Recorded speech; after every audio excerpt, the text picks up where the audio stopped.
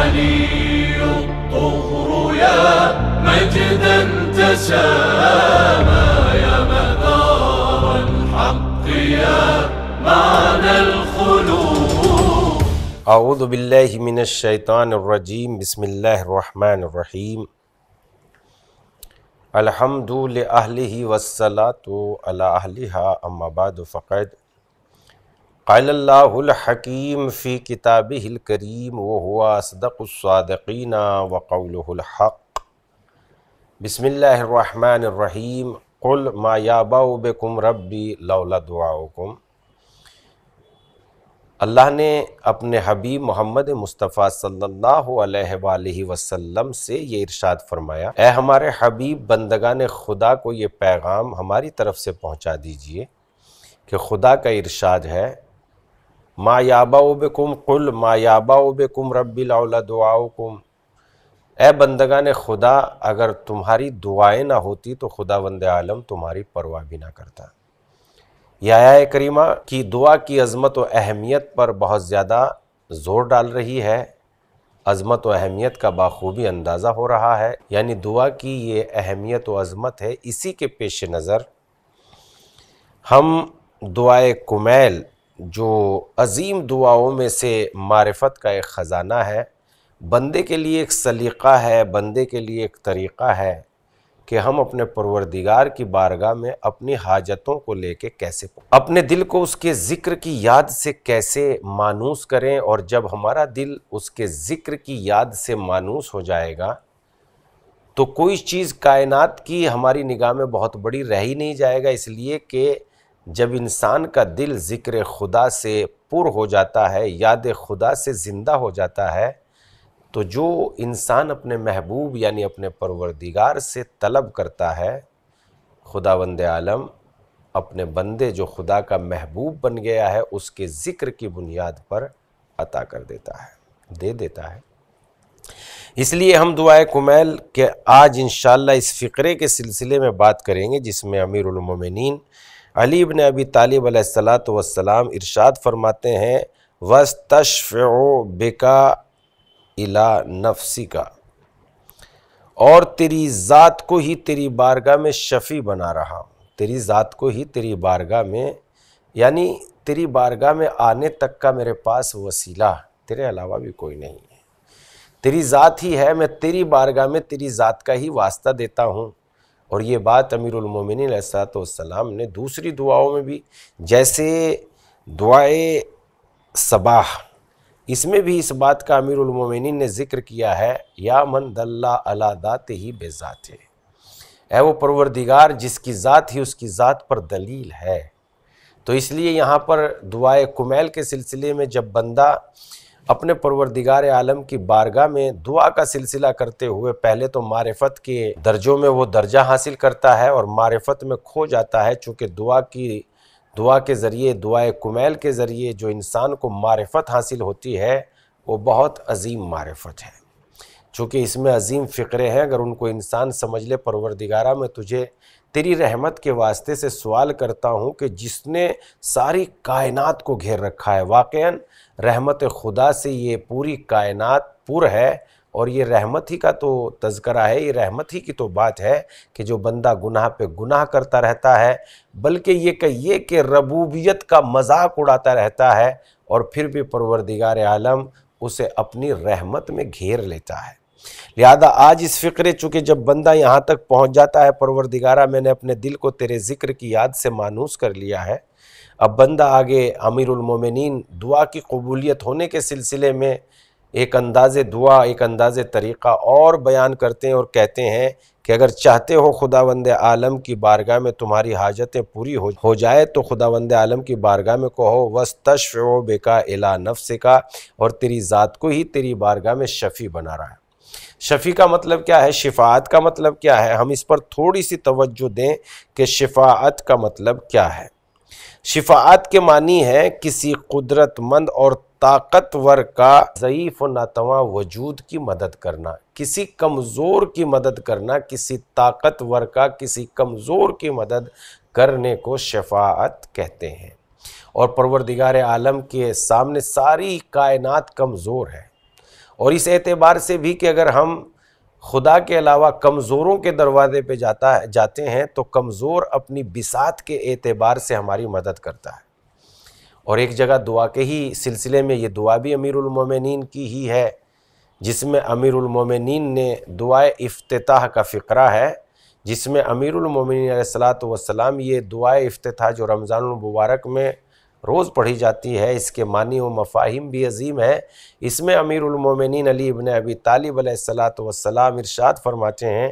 پروردگارا تیرے غیر کے علاوہ جس دروازے پہ جاتا ہوں، جس دروازے پہ بھی جاتا ہوں، اگر وہ کچھ عطا کر دیتا ہے تو کہیں نہ کہیں کسی نہ کسی طریقے سے اپنا احسان جتلانے، اپنی خیرات کو عام کرنے، یا بندے کو جس کی اس نے مدد کی ہے اس کو تانا دینے کے لیے کہیں نہ کہیں تانا دے دیتا ہے، کہیں نہ کہیں بندہ اپنی کمزوری کو ظاہر کر دیتا ہے۔ لہذا مالک دنیا میں جس انسان سے بھی، جس کمزور سے بھی اگر مدد کے لیے ہاتھ پھیلا لیے جاتے ہیں تو کہیں نہ کہیں تانا زن ہو جاتا ہے، تانا مار دیتا ہے۔ پروردگارہ تیری ذات ہی ایسی ہے، چونکہ تیرے علاوہ کوئی قادر نہیں ہے، تیرے علاوہ کوئی قوی نہیں ہے، ساری جتنی بھی قدرتیں ہیں، جتنی بھی طاقتیں ہیں، وہ سب تیری بارگاہ سے حاصل کیے ہوئے ہیں، جتنی بھی روشنیاں ہیں وہ ساری کی ساری تیرے نور سے روشن ہے۔ اے روشنیوں کے نور، اے روشنیوں کو روشنی عطا کرنے والے، یا نور الاولین یا آخر الآخرین، یعنی اے وہ جو سب سے پہلے نور ہے، اللہ نور السماوات والارض، اللہ زمین و آسمان کا نور ہے۔ اس اعتبار سے جتنی طاقت ہے، جتنی قوتیں ہیں، وہ سب تیری قوت کی مرہون منت ہے۔ اگر تیری ذات قوی نہ ہو تو کوئی طاقتور نہیں ہو سکتا۔ ساری قوتیں، ساری رحمتیں پروردگارہ، لہذا تو ہی قادر ہے، تیرے علاوہ کوئی قادر نہیں، تو ہی غنی ہے، اس لیے کہ تیرے علاوہ کوئی غنی نہیں ہے، تیرے علاوہ کوئی قوی نہیں ہے، تیرے علاوہ کوئی قدرت مند نہیں ہے۔ تو جب ہم نے اس معنی کو سمجھ لیا کہ کمزور کا طاقتور کی بارگاہ میں مدد طلب کرنے کو شفاعت کہتے ہیں، تو شفاعت کے معنی یہ ہوئے کہ خدا کے علاوہ کوئی قادر نہیں ہے کہ بندے کی مدد کر سکے۔ تو امیر المومنین علی ابن ابی طالب علیہ السلام نے چونکہ انسان کسی نہ کسی کو کسی کی بارگاہ میں جو ہے شفیع بناتا ہے، تو بندے کو یہ سلیقہ اور طریقہ امام نے سکھایا کہ خدا کی بارگاہ میں خدا کی ہی ذات کو شفیع قرار دیں۔ اس لیے کہ شفیع کہاں بنایا جاتا ہے؟ جہاں کمزور اور قوی اور طاقتور جو ہے انسان کی بات نہ مان رہا ہو، وہاں انسانوں کے درمیان انسان کو شفیع بنایا جاتا ہے۔ لہذا اس کا طریقہ ایک اور بھی ہے، خداوند عالم کی بارگاہ میں بھی کچھ بندے ایسے ہیں جن کی شفاعت کو خداوند عالم قبول کر لیتا ہے۔ گناہ گار کے ساتھ نہ رہ کے نیک عمل کرنے والوں کے ساتھ رہے خداوند عالم، ان کی بھی وجہ سے ہمارے گناہوں کو معاف کر دیتا ہے اور ہماری دعاؤں کو قبول کر لیتا ہے۔ جیسا قرآن مجید میں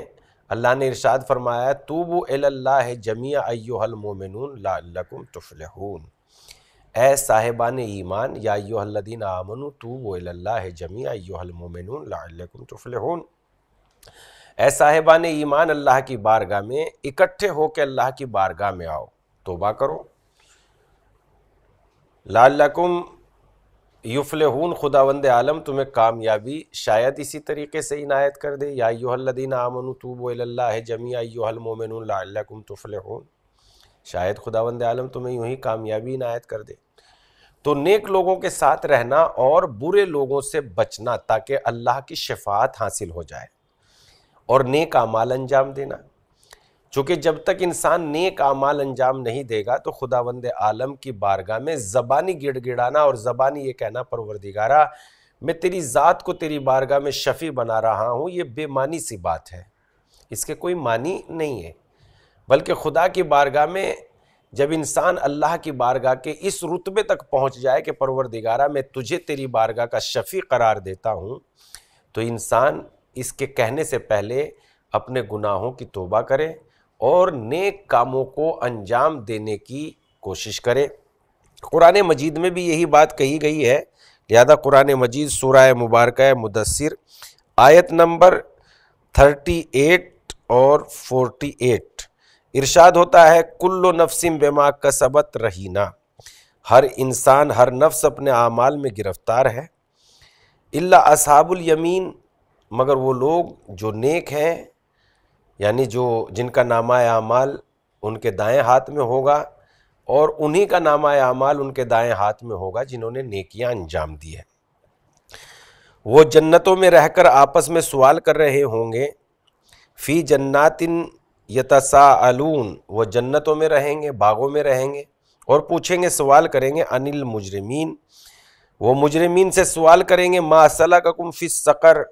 تمہیں جہنم میں کس چیز نے پہنچا دیا، آخر تم کس وجہ سے جہنم میں چلے گئے، کیوں چلے گئے تم جہنم میں؟ کیا تمہارے پاس کوئی شفیع نہیں تھا؟ کیا تمہاری کوئی شفاعت کرنے والا نہیں تھا؟ لیکن چونکہ انہوں نے جو ہے ایسے لوگوں کو اپنا ساتھی اور ایسے لوگوں کے پاس یہ بیٹھا کرتے تھے جو لوگ انہیں ذرے کے برابر بھی کوئی فائدہ نہیں پہنچا سکیں گے، یعنی گناہ گار تھے، یہ کہیں قالوا لم نک من المصلین، پہلی بات تو یہ ہے کہ ہم نمازی نہیں تھے، اور اس کے بعد کہیں گے وَلَمْ نَكُ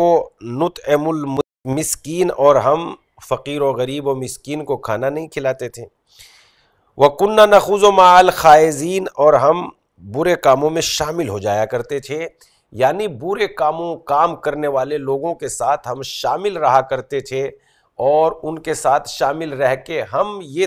توجہ کیا کرتے تھے کہ شاید یہ ہماری شفاعت کرا دیں گے، یہ ہماری شفاعت کریں گے، روز محشر ہمارے کام آئیں گے۔ ایسے آج بھی بہت سارے کام ہوتے ہیں ہمارے سماج اور معاشرے میں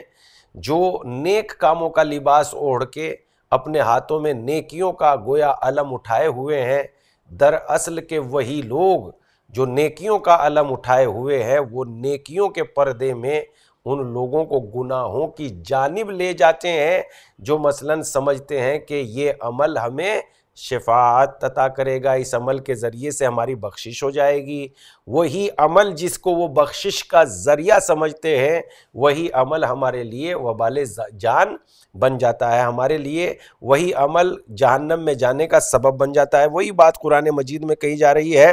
وَكُنَّا نَخُوضُ مَعَ الْخَائِضِينَ، اور ہم برے کام کرنے والوں کی برائی میں شامل ہو جایا کرتے تھے، برے کام کرنے والوں کی برائی میں شامل ہو جایا کرتے تھے۔ یاد رہے دنیا میں کوئی کام ایسا نہیں ہے جس کو برا کہہ کے برا کرایا جائے،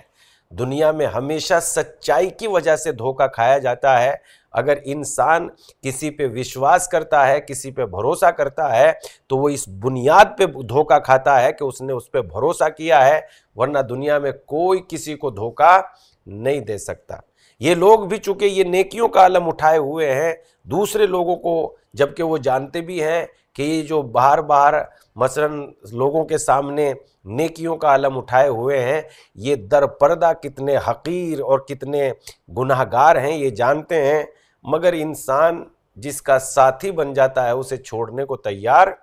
نہیں ہوتا۔ کہہ رہے ہیں کہ ہم برائی میں شامل ہو جایا کرتے تھے، کنّا نکذب یوم الدین، اور ہم روز قیامت کو جھٹلایا کرتے تھے۔ روز قیامت انسان جب گناہ کرتا ہے تو سب سے پہلے اس کے یہاں روز قیامت کا انکار ہو جاتا ہے، وہ روز قیامت کا انکار کر دیتا ہے۔ اتاک حتی اتانا الیقین، یہاں تک کہ ہمیں موت آ گئی تو انہیں سفارش کرنے والوں میں سے سفارش کسی کی مدد کو نہیں پہنچی، یعنی کوئی ہماری سفارش کرنے کے لیے تیار نہیں ہوا۔ فما تنفع الشفاعۃ الشافعین، اور ہمیں سفارش کرنے والوں کی شفاعت کرنے والوں کی شفاعت نے سفارش نے کوئی فائدہ نہیں پہنچایا، اس لیے کہ یہ گناہ گار اپنے آپ کو اللہ کا بہت بڑا مقرب سمجھتے تھے اور یہ کہتے تھے کہ ہمارے علاوہ اللہ کے نزدیک کوئی اور نہیں ہے، جبکہ اللہ نے جو ہے عمل صالح میں اور خداوند عالم کی اطاعت میں شفاعت رکھی ہے، جیسا کہ قرآن مجید میں ارشاد ہوتا ہے بسم اللہ الرحمن الرحیم یا ایھا الذین آمنوا اتقوا اللہ وآمنوا برسلہ یؤتکم کفلین من رحمتہ ویجعل لکم نورا تمشی بہ ویغفر لکم واللہ غفور رحیم۔ ایمان والو اللہ سے ڈرو، رسول پر واقعی ایمان لے آؤ، یعنی فقط ایمان لانے کا شور شرابہ نہ کرو کہ ہم مومن ہیں ہم مومن ہیں۔ قرآن وہی بات کہہ رہے ہیں، قرآن میں وہی بات خداوند عالم ارشاد فرما فرماتا ہے ایمان والو اللہ سے ڈرو اور رسول پر واقعی ایمان لے آؤ تاکہ خدا تمہیں اپنی رحمت کے دوہرے حصے عطا کرے اور تمہارے لیے ایسا نور قرار دے دے جس کی روشنی میں چل سکو اور تمہیں بخش دے، اور اللہ بہت زیادہ بخشنے والا اور مہربان ہے۔ لہذا جب ہم پروردگار عالم کی بارگاہ میں یہ کہیں پروردگارہ میں تیری بارگاہ میں تجھی کو شفیع بناتا ہوں، اور میرے کہنے کا یہ حق اس لیے ہے کہ چونکہ میں اللہ کی بارگاہ کا کمزور، ناتواں، ذلیل و فقیر، لہذا اس سے پہلے کہ ہم یہ کہیں کہ تجھے تیری بارگاہ میں شفیع بنا رہے ہیں، نیک اعمال انجام دیں اور برے لوگ جنہوں نے بظاہر نیکیوں کا علم اٹھا رکھا ہے ان سے دور ہو جائیں، اور ہم جو ہے واقعاً نیکی اور برائی میں تمیز کریں اور برائی کو چھوڑ دیں اور نیکیاں انجام دیں۔ انشاءاللہ جب خدا ہمارا شفیع ہو جائے گا، جس